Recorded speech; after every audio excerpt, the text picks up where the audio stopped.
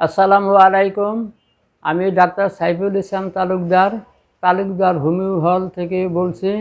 আজকে আমি একটি গুরুত্বপূর্ণ টপিকস নিয়ে আপনাদের সাথে কথা বলবো। আশা রাখি আপনারা উপকৃত হবেন। আর আমাদের দেশে এমন কোনো মানুষ নাই যার পেটের পীড়া নাই, গ্যাস্ট্রিক নাই, অজীর্ণতা নাই। অনেক সময় দেখা যায় যে আমরা অতিরিক্ত খাদ্য ভোজন করার পরে অ্যাসিডিটি হয়, হাইফাই লাগে, পাতলা পায়খানা হয়। এই জন্যে আমরা অনেক সময় অনেকভাবে কষ্ট করে থাকি। আজকে আমরা এমন একটি ইম্পর্ট্যান্ট মেডিসিন কথা বলবো, যা হোমিও জগতের মধ্যে শ্রেষ্ঠ মেডিসিন। এই মেডিসিন ম্যাজিকের মতো কাজ করে। আমার 30 বছরের অভিজ্ঞতার মাধ্যমে আমি আপনাদের বলছি। আর আমাশা নাই এমন বলতে কোনো লোক নাই। অনেকে দেখা যায় যে রক্ত আমাশা হয়। অনেক লোক দেখা যায় যে অলসভাবে দিনাতিপাত করে, তাদের পেটের পীড়াটা সাধারণত বেশি হয়। আর আমাদের দেশে সবসময় পেটের পীড়াটাই বেশি। যেমন আমরা যে সমস্ত খাদ্য খাই, ভেজাল খাদ্য খাই, এই খাদ্যগুলি যখন আমরা গ্রহণ করি তখন আমাদের পেটে ইনডাইজেস্ট হয়, যার পরে অ্যাসিডিটি হয়। অনেক সময় পেট ফেঁপে যায়, অনেক সময় বমি হয়, অনেক সময় বমি বমি ভাব হয়। আর দেখা যায় যে আমাদের অনেকের মধ্যেই বর্তমানে কনস্টিপেশন, যেটা কোষ্ঠকাঠিন্যতা, এটা সবচাইতে বেশি। আর কোষ্ঠকাঠিন্যতা বলতে আমরা বুঝি যে মল ত্যাগ করার সময় সেটা মলটা নরম হতে পারে, পাতলা হতে পারে, কিন্তু সেটা ক্লিয়ার হচ্ছে না, মনে হয় আর একটু হইলে ভালো লাগতো। এইটাকে বলা হয় কনস্টিপেশন। আর রক্ত আমাশয়,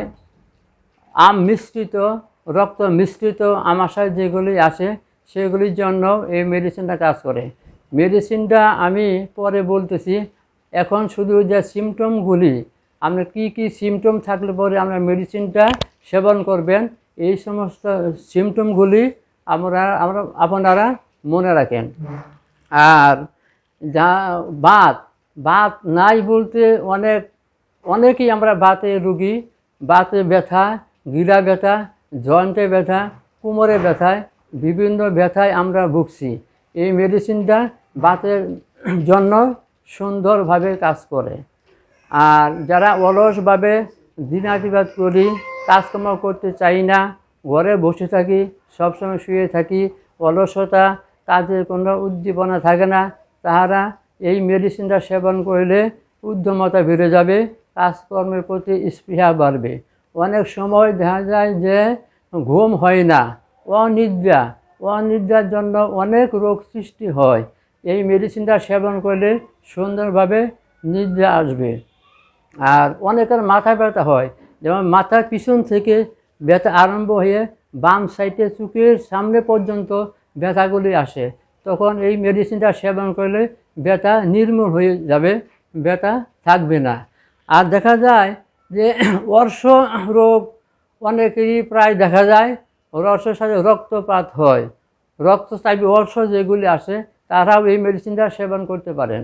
আর এই মেডিসিনটা সেবন করতে হলে দেখা যায় যে এমন কোনো অভিজ্ঞতা দরকার নাই।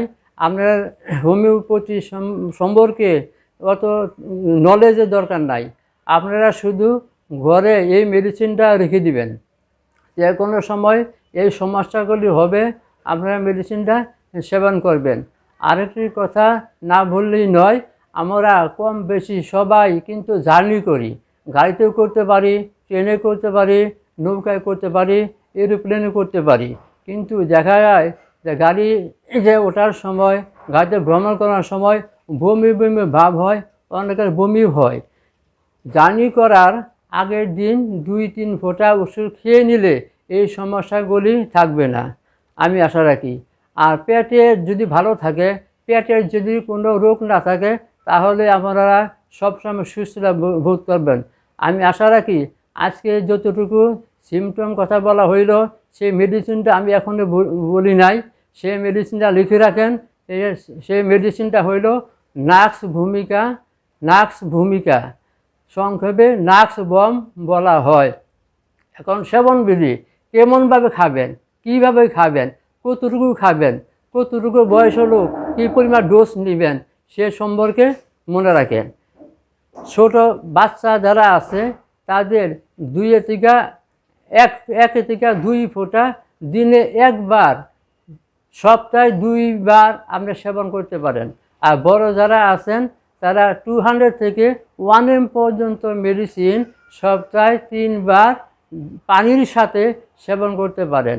এই মেডিসিনটা দেখেন এইটা হইল 1/2 আউন্সের একটা মেডিসিন। এটা নাক্স ভূমিকা মেডিসিন না, এটা অন্য একটা মেডিসিন। আমি আপনাকে স্যাম্পলটা দেখাইতেছি যে এটা 1/2 আউন্স। এই 1/2 আউন্স মেডিসিন এত সস্তা, এত কম দাম, জার্মানি মেডিসিন। আপনারা আশ্চর্য হয়ে যাবেন যে এত কম দামের মধ্যে আপনারা পুরা ফ্যামিলি যে সমস্ত ডিজিজ আমি বললাম, যে সমস্ত লক্ষণগুলি বললাম, এইগুলি প্রয়োগ করলে পরে সুন্দর রেজাল্ট পাবেন।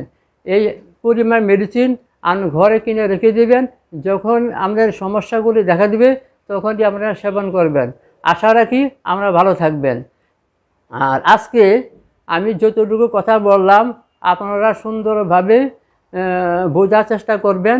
আর যদি আমার ভিডিওটি যদি আজকে আপনাদের ভালো লেগে থাকে তবে সাবস্ক্রাইব করবেন, কমেন্টস করবেন অ্যান্ড লাইক করবেন এবং আপনাদের বন্ধু বান্ধবদের জানাই দিবেন, তাহলে আমি উপকৃত হব। আমি আশা রাখি আমি যতটুকু কথা বললাম এতটুকুর মধ্যে যদি 1% কথা যদি কাজে লাগে আপনাদের, তাহলে আমি নিজেকে ধন্য বলে সার্থক বলে মনে করব। আসসালামু আলাইকুম ওয়া রাহমাতুল্লাহি ওয়া বারাকাতুহু।